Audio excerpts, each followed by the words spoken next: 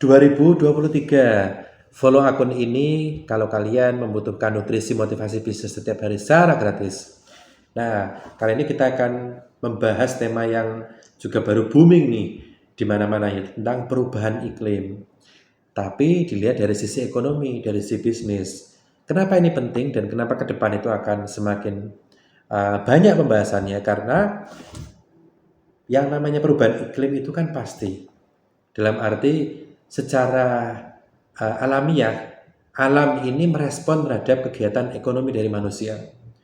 Manusia ini melakukan kegiatan ekonomi, melakukan masifikasi dalam berproduksi, kemudian muncul banyak pabrik, banyak kawasan industri, yang mana itu semua sangat-sangat berpotensi merusak alam.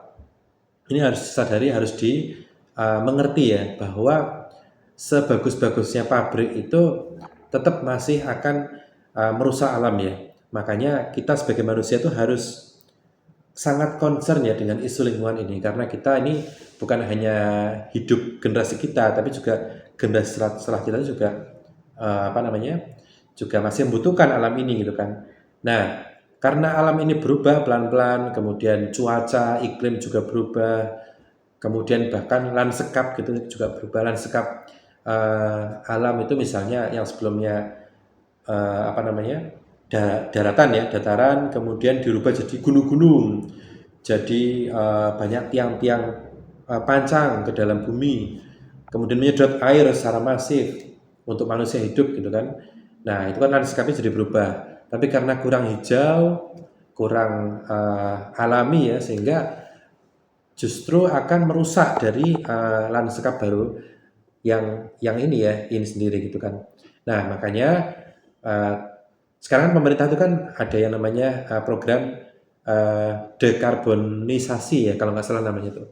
Jadi bagaimana karbon yang dihasilkan dari proses pabrik, dari emisi gitu kan. Karena ini kan karbon itu kan salah satu yang membuat perubahan iklim, yang menyumbang perubahan iklim, sehingga ini harus ada tindakan untuk mengurangi gitu kan. Setidaknya karbon ini dikurangi dengan cara kalau dengan cara ya memang kita harus ini ya, dikurangi langsung ataupun dengan melakukan tindakan-tindakan sehingga karbonnya itu bisa apa ya istilahnya. Jadi dimonetize biasanya gitu. Jadi kan kalau Anda mengeluarkan karbon sekian metrik, maka Anda harus mengeluarkan biaya sekian, sehingga pabrik itu juga jadi mikir gitu kan.